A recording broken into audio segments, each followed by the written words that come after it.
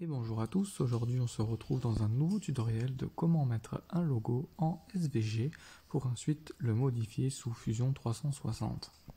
Nous allons charger l'image de SP Vision 3D.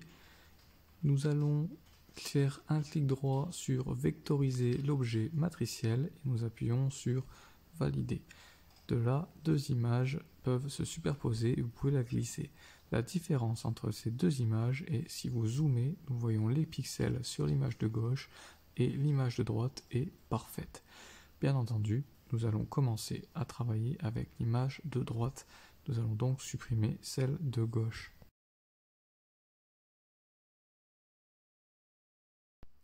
Une fois fait, nous allons commencer à travailler ce fichier pour enlever les quelques impuretés.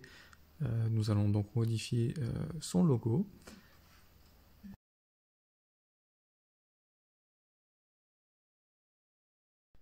Une fois que le tout est conforme, nous allons modifier son texte.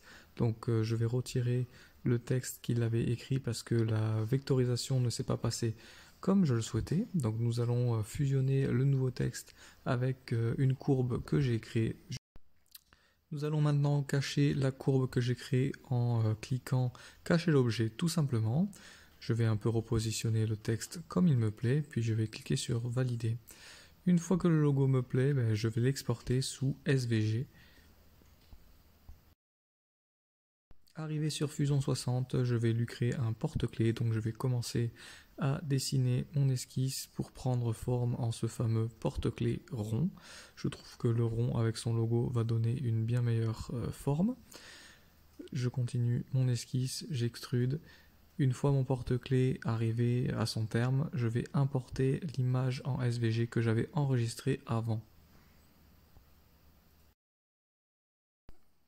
Je choisis la face sur laquelle je veux voir apparaître l'image. Bien sûr, l'image n'est pas à l'échelle de mon plan, mais ce n'est pas grave car on peut la modifier avec les petites flèches ainsi que la petite parenthèse.